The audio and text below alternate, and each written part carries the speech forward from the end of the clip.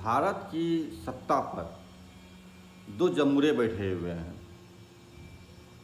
एक पंडा है, एक जुमलेबाज। ये पंडा और जुमलेबाज मिलकर पूरे देश को मूर्ख बना रहा है, पूरे देश को एक के बाद एक संकट में धकेल रहा है। हम बात कर रहे हैं भारत के प्रधान पंडा नरेंद्र मोदी और जुमलेबाज अमित शाह के बारे में। इनका कई जुमला हैं, जो भी बोलते हैं जुमला बोलते हैं। एक गुंडे की यही भाषा होती है और हर बार ये हारते हैं, फिर भी नीलज की तरह उठ खड़े होते हैं और ठठाकर हंसते हैं।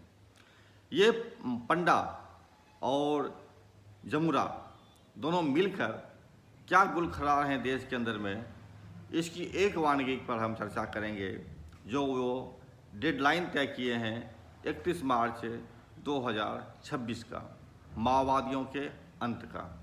सुनिए वो क्या कहते हैं। भाइयों बहनों, एक कांग्रेस पार्टी, मुझे तो डर है कि देश भर से भागे हुए नक्सलियों को यहां पर पनाह न दे, तेलंगाना में पनाह न दे। मगर आप चिंता मत करना, केंद्र में नरेंद्र मोदी सरकार है, नरेंद्र मोदी सरकार। हम 31/3/26 तक इस देश के नक्सलवाद को समाप्त कर देंगे।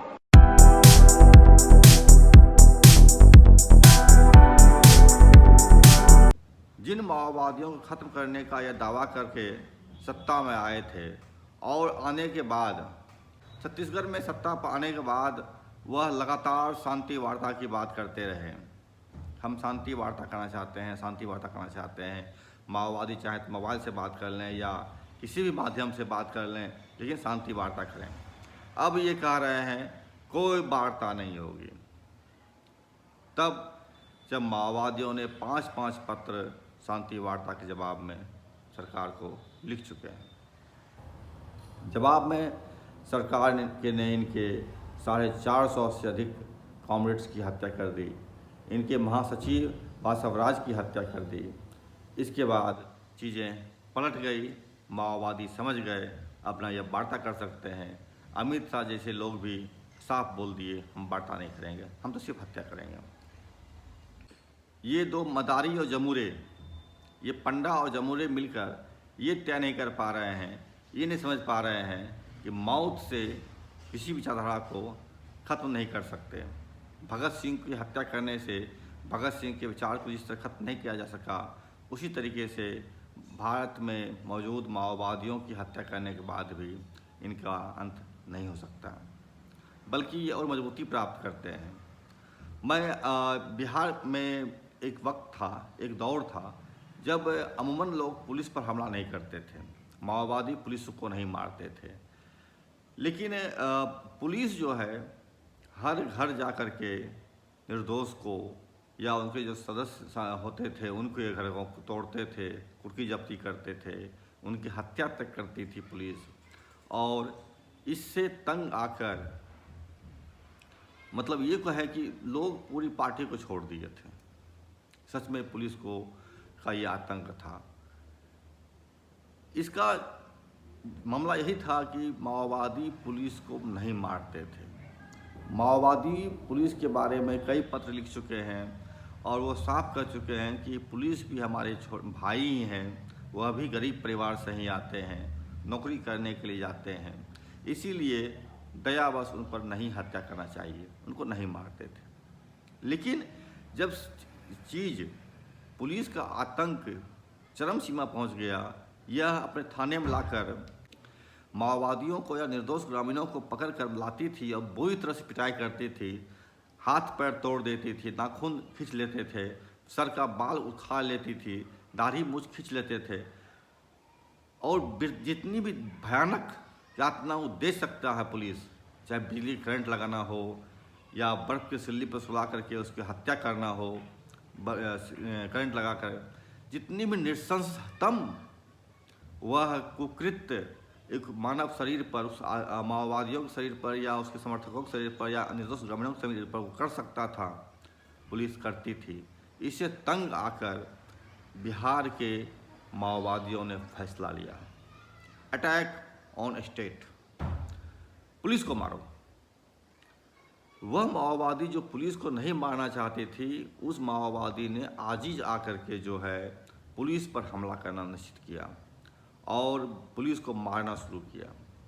इसके साथ ही बिहार में एक और चीज़ हुआ था, वह निजी सेनाओं का गठन, लॉरिक सेना हुआ, रणवीर सेना हुआ, सनलाइट सेना हुआ, या विभिन्न तरीके का सेनाएं बनाई गई और नरसंहार को, बड़े बड़े नरसंहार को अंजाम दिया गया। माओवादियों ने एक एक कर तमाम जो निजी सेनाएं थी उसको ध्वस्त किया। रणवीर सेना को तो एक बार में ही मार के ध्वस्त कर दिया गया जब 40 रणवीर सेना के गुंडों को हत्या किया गया था। ब्रह्मसर मुखिया की भी हत्या हुई उसी सिलसिले में, उसके ही लोगों ने बाद में कर दिया। खैर, तो मेरा कहना स्पष्ट है कि माओवादी कभी भी किसी की हत्या करना नहीं चाहते, किसी के खिलाफ नहीं बल उठाना चाहते, किसी पुलिस की हत्या करना नहीं चाहते, यह मानते हुए जान करके कि यह जो है गरीब का ही बेटा है, यह भी कमाने के लिए आया है, नहीं करती। लेकिन क्या पुलिस ऐसा समझती है? क्या ये जो निजी सेनाओं के गुंडे हैं, जमींदार हैं, सामंत हैं, ये ऐसा समझते हैं? नहीं समझते हैं। प्रतिक्रिया में हथियार उठाते हैं। अमित शाह ने जिस तरह से छत्तीसगढ़ में माओवादियों को पहले मारने के लिए बल भेजा और फिर शांति वार्ता का झांसा दिया, तो क्या माओवादी अनजान थे चीज़ों से कि वो शांति वार्ता का बात करेंगे तो हमारे लोगों की हत्या नहीं करेंगे? नहीं, माओवादी जानते हैं, इस बात को अच्छी तरह जानते हैं कि जब जब सरकार शांति वार्ता की बात करती है, उसके नेताओं को निशाने पर लेती है और उसकी हत्या करती है।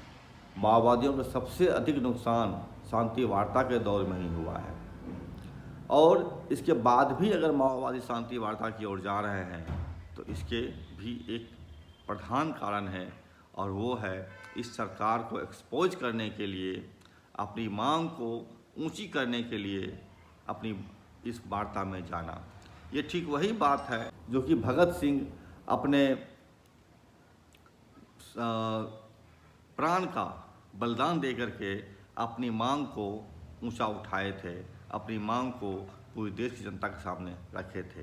ठीक वही चीज़ माओवादी शांति वार्ता के साथ करती है, और सरकार इस बात को लेकर करती है कि अगर माओवादी शांति वार्ता बना जाता है तो देखो कितने बदमाश लोग हैं, हम चाहते हैं शांति वार्ता करना और शांति वार्ता से भाग रहा है। माओवादी इससे भी, इस आक्षेप, झूठी आक्षेप से भी बचना चाहते हैं, इसीलिए वह जाते हैं शांति वार्ता में और अपने अपने बहुमूल्य साथियों का अंत अपनी आंखों से देखते हैं। जनता इन अंत को देखती है और वो महसूस करती है कि माओवादी सही बोलते हैं, ये सरकार झूठी है, धूर्त है, गद्दार है, और ये सरकार इस देश के नहीं है। ये सरकार जो है इस देश के निवासियों के लिए कुछ नहीं सोचती है। अमित शाह, मोदी दोनों नंगे खड़े हो गए हैं इस देश की जनता के सामने कि भारत की जनता के तमाम समस्याओं का कारण यही प्रधान पंडा और ये जमुरा, जुमलेबाज जमुरा है, और इसका इस लेकर के जो है ये पूरी चीज़ें जो है साफ साफ हो गई। यह क्यों कहना पड़ रहा है? पिछले दिनों मैंने बताया था आपको कि छत्तीसगढ़ के इंद्रावती टाइगर रिजर्व में एक माओवादी की हत्या कर दी गई। अब खबर आ रही है कि वो माओवादी जो है स्नाइपर था, माओवादियों का स्नाइपर था और कंपनी नंबर 2 का जो है उप कमांडर था। स्नाइपर था, उप कमांडर था, और उसके पास शस्त्र कौन से थे? जंग लगे 303 का वह राइफल जो एक ज़माना बीत चुका है उसका।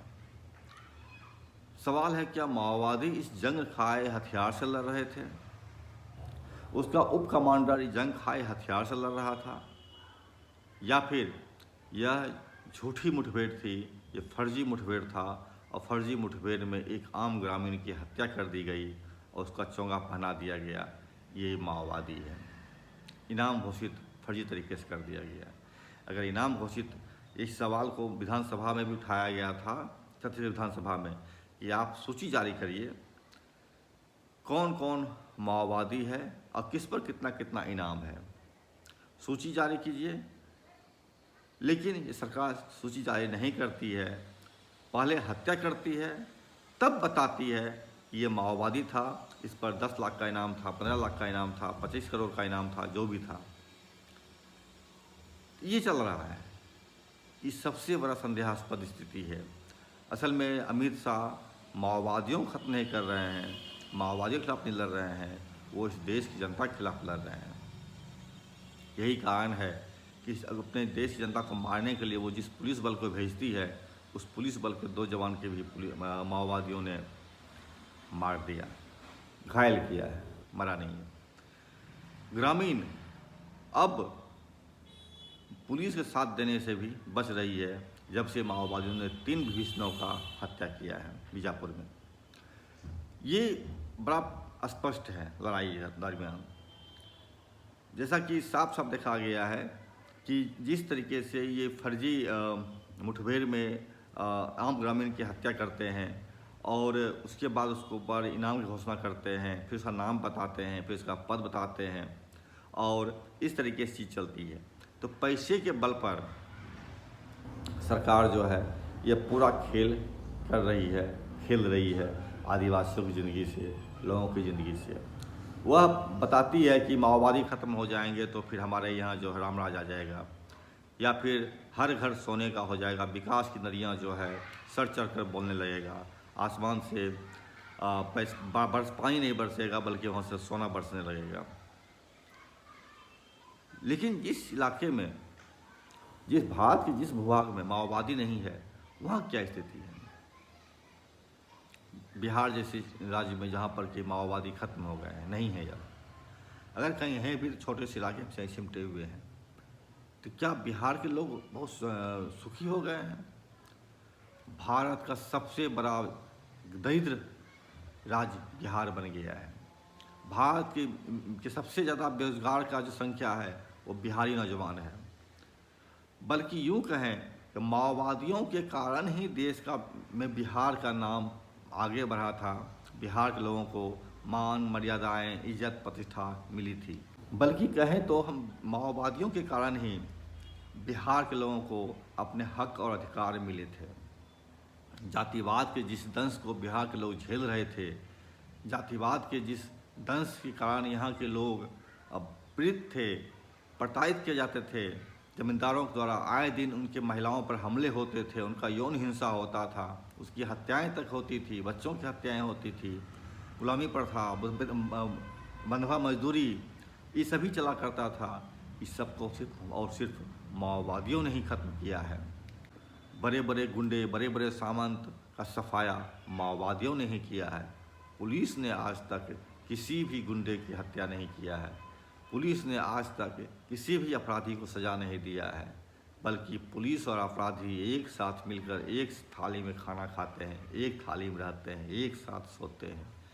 और माओवादी ही है जो इन लोगों को सबक सिखाती है और उनके लिए किए का सजा उसे देती है। यही कारण है कि ये तमाम गुंडे, मवाली, पुलिस सभी मिलकर हल्ला करता है कि माओवादी बुरे हैं, माओवादी बुरे हैं, माओवादी बुरे हैं।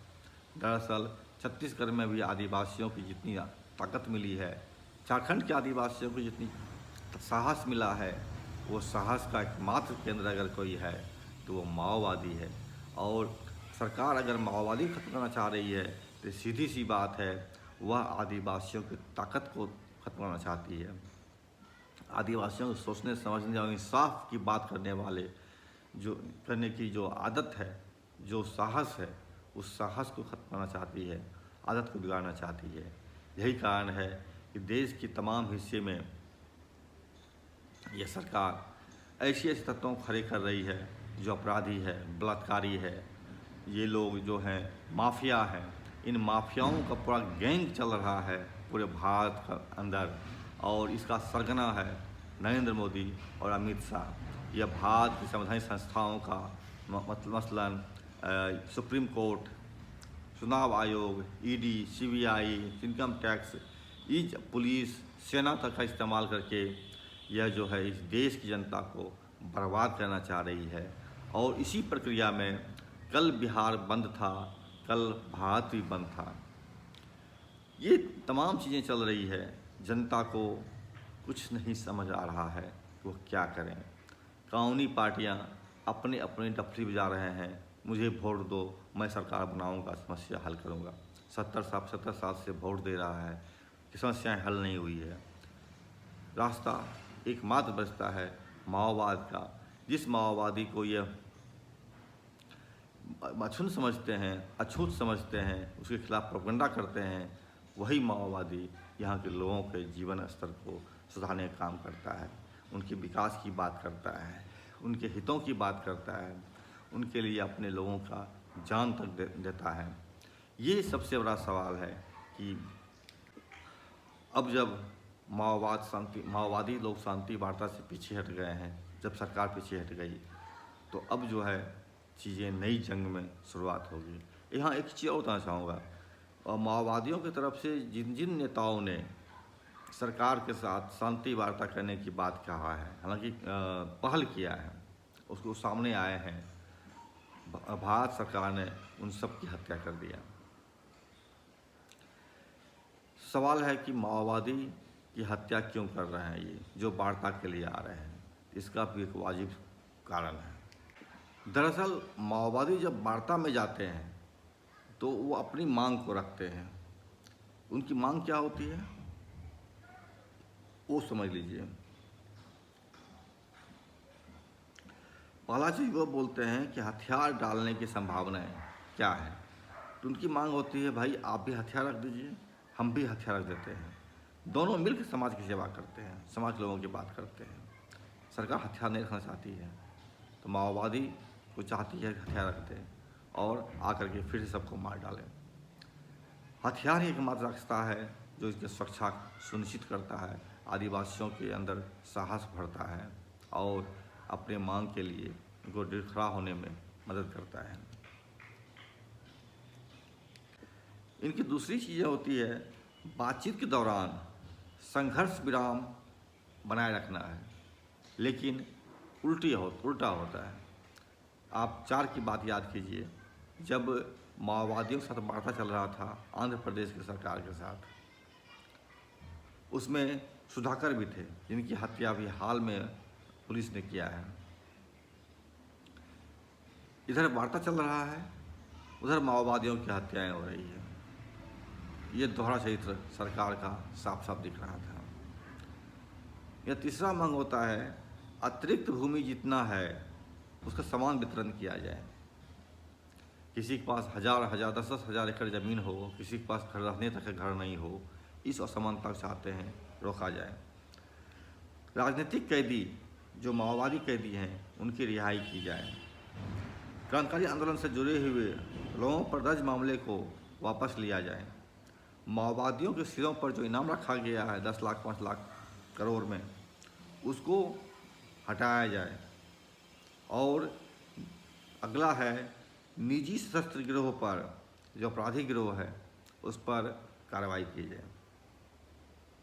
यही इन लोगों का मांग होता है।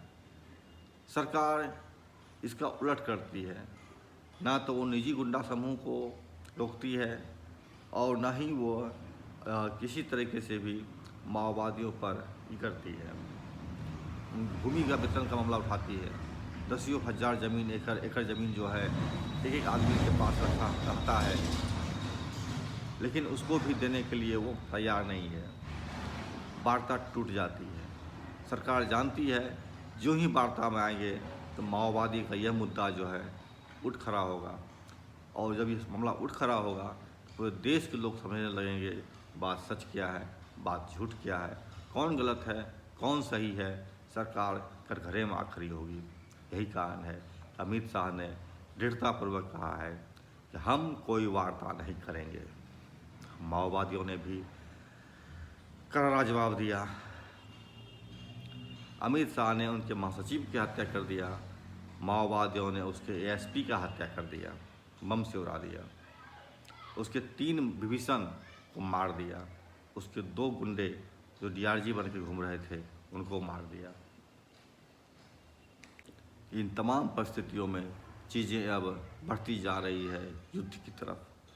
एक माओ त्से-तुंग बता रहे थे, जो कि माओवादियों के शिक्षक माने जाते हैं, 5वें शिक्षक।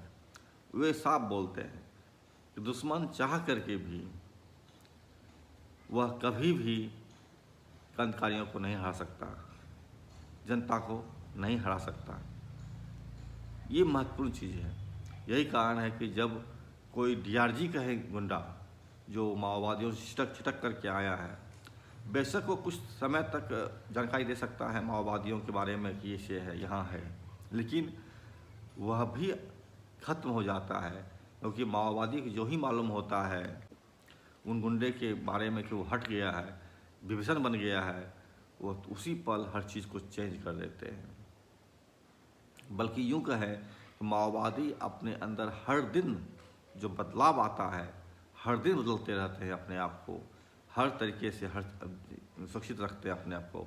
और सबसे बढ़कर जनता यहाँ की जो है वो सुरक्षित रखती है माओवादियों को।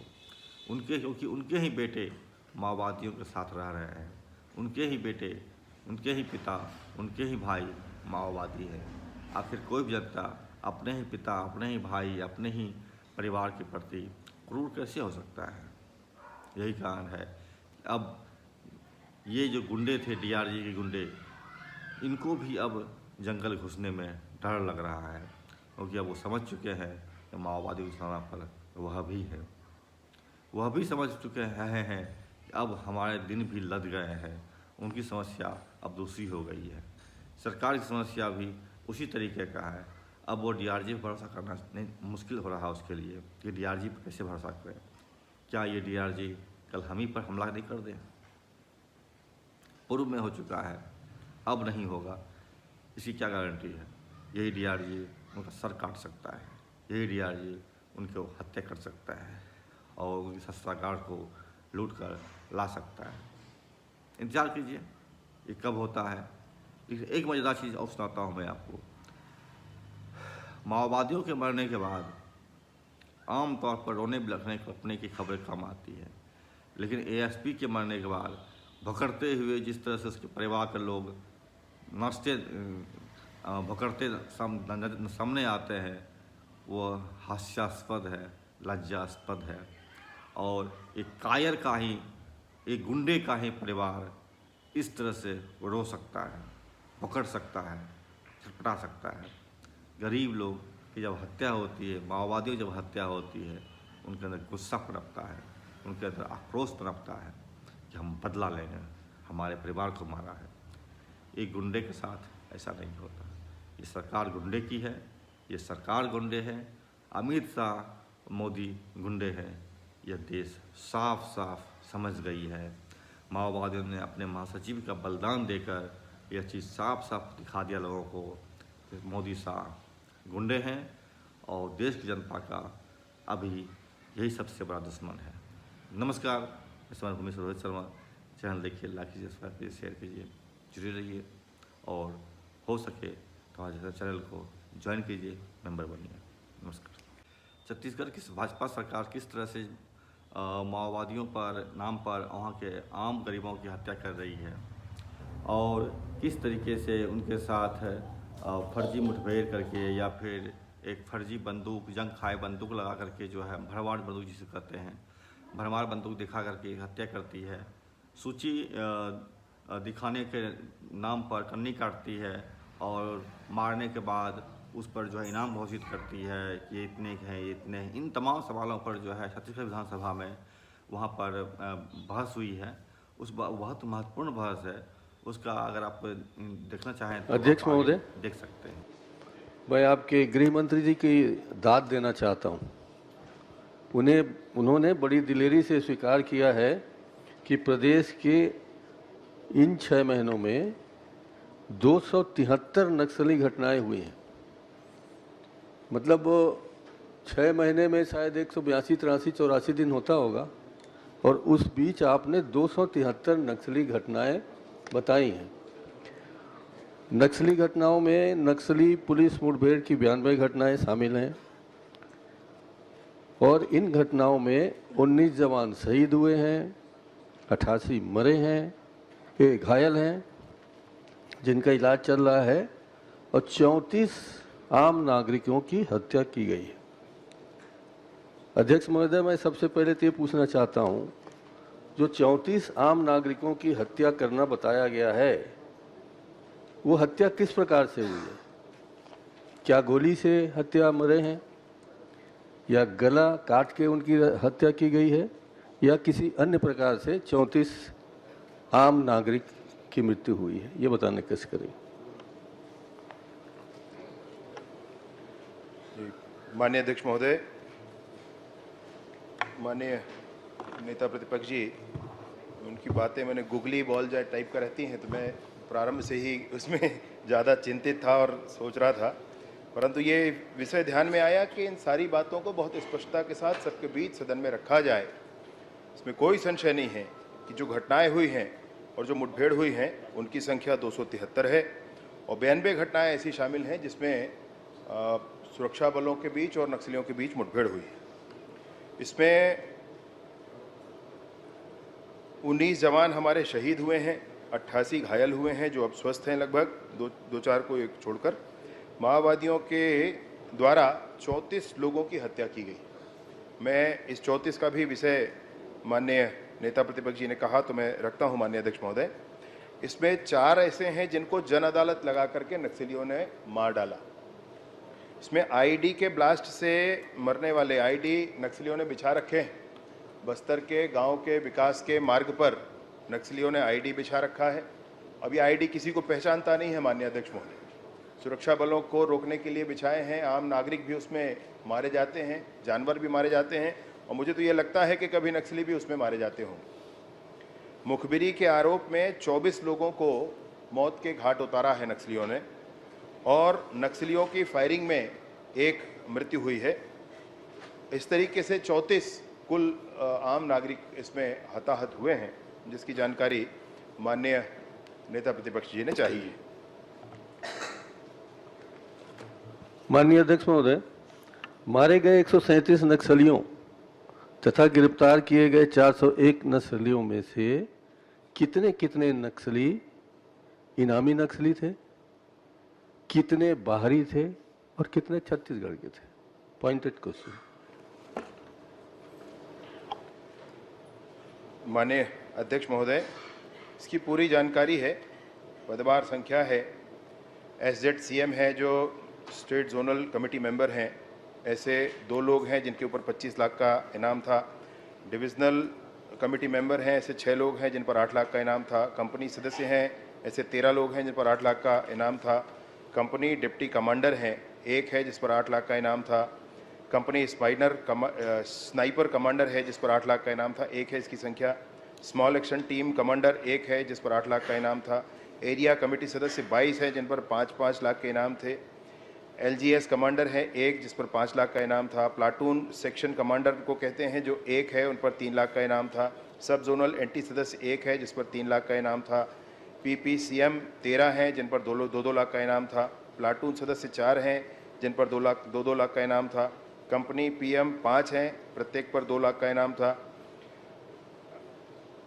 LGS सदस्य 2 हैं जिन पर 1 लाख का इनाम था। ऐसी है कैटेगरी और है LOS करके, उन पर 3 हैं, उन पर 1 लाख का इनाम था। मिलिशिया कमांडर 8 हैं जिन पर 1 लाख का इनाम था। DSKM अध्यक्ष हैं जिन पर 1 लाख का इनाम था। CNM 1 है जिन पर 1 लाख का इनाम था और अन्य हैं जो 51 लोग हैं। इस तरीके से कुल 137 हैं जिन पर इनाम है और उनको वो इस पूरे अभियान के दौरान मारे गए हैं। मैंने पूछा था इसमें बाहरी कितने थे और छत्तीसगढ़ के कितने थे? माननीय अध्यक्ष महोदय, बाहर और छत्तीसगढ़ के हिसाब से इसमें कैटेगराइजेशन नहीं है। मैं ये कैटेगराइजेशन करके और माननीय नेता प्रतिपक्ष जी को इसका जवाब दे दूंगा। चलिए, आपने अपने उत्तर में देखा होगा कि जितने भी हथियार जब्त हुए हैं उसमें भरमार बंदूक की संख्या भरमार है यानी ज़्यादा है। गिन के आप बता सकते हैं? लिखा होगा, जैसा कि आप गूगली को अच्छी खेलते हैं, मैं ये चाहता हूं, आपने कभी भरमार बंदूक चलते हैं कि नहीं चलते, या सिर्फ दिखावे के हैं, इसकी जांच कहीं कराई है?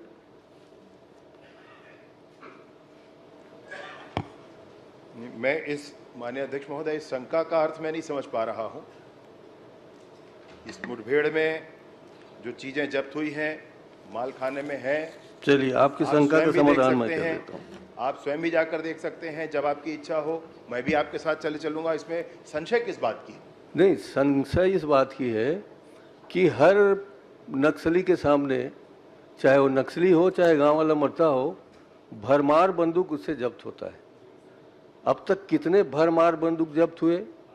क्या उसी भरमार बंदूक को ले जाके नक्सली को जब्त करते हैं? क्या वो भरमार बंदूक चलने लायक है? भरमार बंदूक 1947 के पहले कितने चलते थे, अभी कितने चलते हैं? क्या आपने आज की तारीख में एक भी भरमार बंदूक से फायरिंग करते हुए देखा है? मेरी शंका यह है कि नक्सली बताने के लिए पुलिस, आप नहीं, पुलिस वाले भरमार बंदूक को लेके जाते हैं, उसके बॉडी के साथ भरमार बंदूक रख देते हैं, भरमार बंदूक जब्त हो जाता है, वो नक्सली हो जाता है। इसी तरीके से बहुत सारे आम लोगों को आपने नक्सली बनाया है। अगर इसकी जानकारी है तो है कहिए, नहीं है तो एक बार चेक कराइए, क्या भरमार बंदूक चलने लायक है?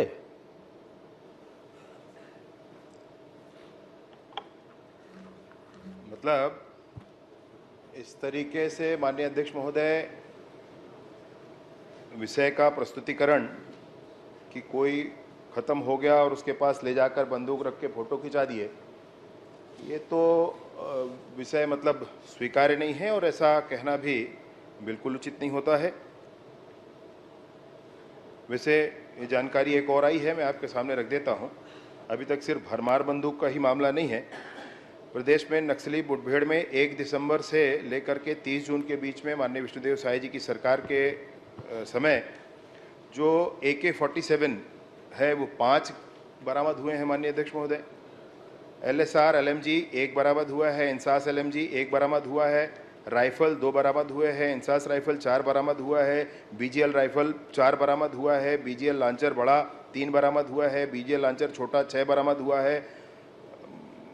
बहुत सारे हैं माननीय अध्यक्ष। वो तो आपने अपने उत्तर में दे दिया है। आपने वो उत्तर में दे दिया है, जो कंप्लीट कर लेने दें। जो आपने उत्तर में नहीं दिया है वो मैं पूछ रहा हूँ। नहीं, मैं वही कह रहा हूँ आपसे। और आपकी जानकारी के लिए, मैं भी 1995 में गृह मंत्री था, 95 में मध्य प्रदेश में।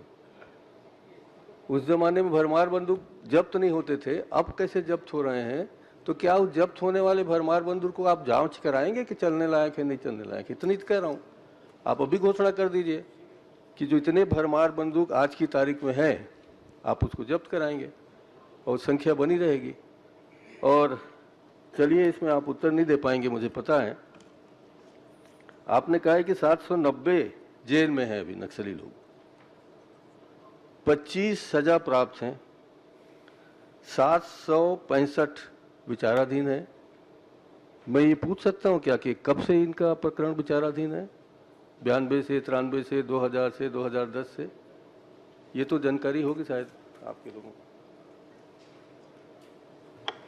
नहीं, भरमार बंदूक के संदर्भ में भी माननीय महोदय आप बहुत सीनियर हैं।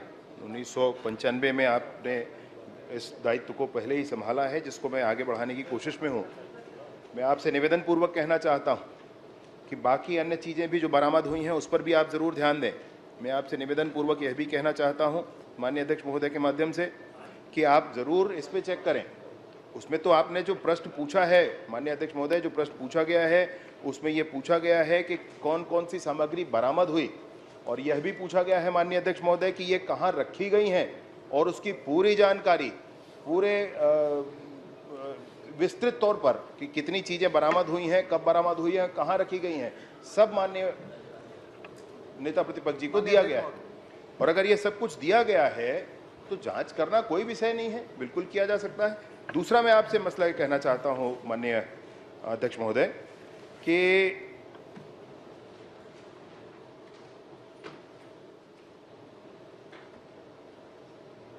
जितनी भी घटनाएं हुई जिसमें लोग मारे गए, उनके खिलाफ कोई FIR है, उनके खिलाफ कोई प्रकरण है, ऐसा कोई नहीं है जो नक्सली हमने डिक्लेयर किया है, विभाग ने डिक्लेयर किया है और वो नक्सली ना हो, ऐसी बात नहीं है। इसलिए भरमार बंदूक का मिलना नहीं मिलना इस शंका का विषय नहीं हो सकता है। जो चीज़ें मिली हैं उनका उल्लेख है और कहाँ रखा है, इस बात की पूरी जानकारी इसमें दी गई। माननीय अध्यक्ष महोदय, जस्ट मिनट प्लीज। मैंने पूछा है 790 जेल में है, 25 को सजा प्राप्त हो गई है, 765 नक्सलियों पर विचाराधीन लिखा है आपने, तो इसकी भी जानकारी होगी इनके पास, मंगा लीजिए कब से विचाराधीन है। जी माननीय अध्यक्ष महोदय, 790 कुल जेल में है जिसमें 25 सजा प्राप्त थे और 765 ये विचाराधीन है। अभी ये 30 जून 2024 की स्थिति में है, परंतु अब ये 765 इसी समय के हैं, पहले के हैं, कब से हैं, इंडिविजुअल की जानकारी आप कहेंगे मैं आपको उपलब्ध करा दूंगा। माननीय अध्यक्ष महोदय, मैं इसी में पूरा प्रश्न पूछना चाहता हूं माननीय गृह मंत्री जी से कि जो माननीय हमारे नेता प्रतिपक्ष जी ने भरमार बंदूक के बारे में बात किया, बीजापुर जिले में मुठभेड़ होती है पीड़िया गांव में, उस पीड़िया गांव में, और जहां पर बताया जाता है कि 600 जवान वहां पर लगभग एक बड़े ऑपरेशन करते हैं और 11 नक्सलियों को मारा जाता है और उसमें 10 भरमार मिलता है। 600 में 11 वहाँ के जो नक्सली मारे जाते हैं, 600 जवान ऑपरेशन में निकलते हैं और 11 वहाँ नक्सली मारते हैं, उसमें 10 भरमार मिलता है। क्या 10 भरमार से 600 जवान जिनके पास ऑटोमेटिक राइफल है, बहुत सारे आज के नए उसमें, क्या 10 भरमार से 600 जवानों का मुकाबला हो सकता है? नहीं हो सकता। उसके बाद लगातार उस घटना को लेकर ग्रामीणों ने विरोध किया और हमारे प्रदेश से हम लोगों ने जांच दल बनाया और वहां पर मोटे मुआयने पे गए। ग्रामीणों ने हमें बताया कि वो 10 लोग वहां पर ग्रामीण थे, जिसमें से 11 जिसको मारना बताया गया, 10 ग्रामीण बताया उन्होंने। मैं खुद वहां पर गया हुआ था, ग्रामीणों से मैंने मिला, उनके छोटे छोटे जो बच्चे थे जो वहां पर जिन्हें नक्सली बताकर मारना बताया गया, उनके छोटे छोटे 2-2 माह के 3-3 माह के बच्चे, उनके साथ औरत वहां के उनके जो पत्नी आए थे। तो ये घटना है। दूसरी जो एक नड़पल्ली गांव है जहां पर जिस पर 110 घर है, वहां उस गांव में 110 घर रहता है, उसमें से 95 व्यक्तियों को पकड़ कर लाया गया। सिर्फ वहां पर 10 पुरुष ही बचे हुए थे, बाकी सब महिलाएं थे और सब लोग पकड़ कर, इस तरीके से वहां पर किया जा रहा है। जो आप भरमार बंदूक की बात कर रहे हैं, तो उसमें मैं भी ये कहना चाहता हूं, लगातार वहां भरमार जो हो रहा है, उस तरीके से लोग वहां पर मतलब जो फर्जी मूवमेंट में रखने का काम हो रहा है, ये आपसे मैं कहना चाहता हूं। माननीय अध्यक्ष महोदय, ये मसला पहले भी आया था और कांग्रेस के माननीय प्रदेश अध्यक्ष जी ने ये विषय उठाया था। उस समय भी पूरी बात बताई गई थी, पूरी जानकारी दी गई थी। अभी भी मैं आपसे निवेदन पूर्वक कहना चाहता हूं कि इतने 600 गए, 10 को पकड़े। अरे भैया 60,000 70,000 हैं, आज तक नक्सलिज्म खत्म नहीं हुआ है। आपने भी सरकार चलाई है, तब क्या नक्सलिज्म खत्म हो गया? मैं आप खत्म करिए, आप दावा कर रहे हैं खत्म करने का। हम तो नहीं बोल रहे, आप सरकार ने दावा कर रहे हैं, तो 6 महीने में कैसे 273 घटनाएं हो गई? चलिए ठीक। माननीय अध्यक्ष महोदय,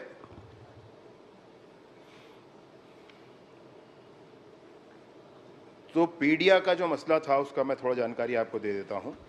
उस समय भी ये बात हुई थी और उस समय ये जानकारी दी गई थी।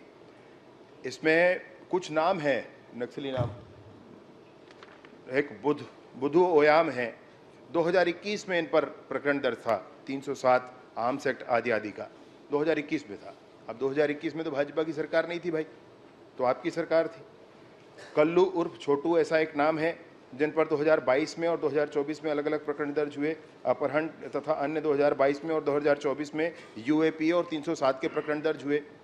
ऐसे ही लक्की कुंजाम हैं, जिन पर 2022 में 302 का प्रकरण और 2023 में 307 का प्रकरण, ये सब दर्ज हुआ है। ये पूरी जानकारी है भाई, और ये पूरी जानकारी को पूरे सबके बीच में रखा गया है।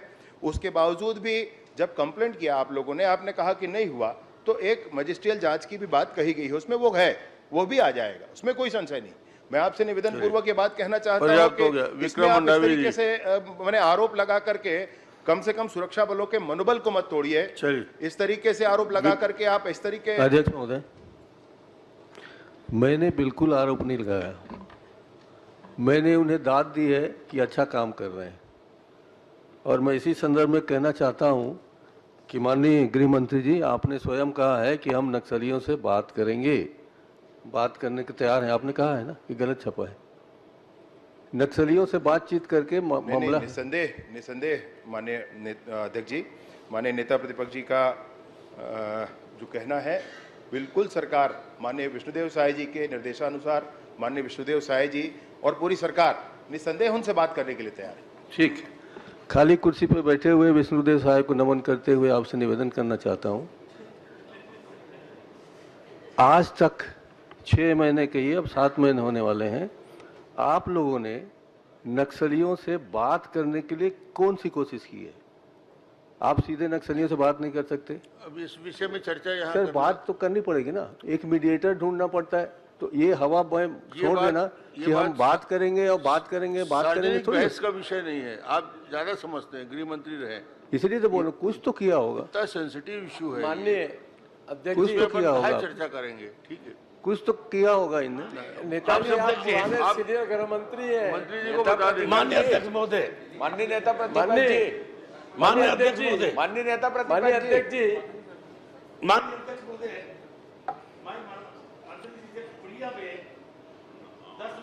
दस लोगों को मार के बरमाल जब्ती किए, वह अभी भी हड़ताल चल रहा है। कभी सरकार के या तुम्हारे प्रशासन का आदमी उस गांव में जाके पूछे, ये पहला सवाल। दूसरा अध्यक्ष जी, मंत्री जी, वो जो प्रिया में कितना निर्दोष लोगों को गोली लगाए, वो गांव वाले को कितना लोगों को गोली लगा, वह तेंदुपत्ता तोड़ने वाले लोग वह जमा हो रहे थे, उसको चारों तरफ से घेर के मार के, और 3-4 आदमी वह घायल हुए थे। जो ये लोग जांच समिति वाले आदिवासी समाज, ऐसे नहीं कहा जा सकता है, आदिवासी समाज के लोग कहा जा सकता है, ये बिल्कुल गलत बात है। आपके इस बात का मैं कोई जवाब नहीं देना चाहता, ये गैर जिम्मेदारी है। माननीय सरकार को बचाने का काम किया जा रहा है।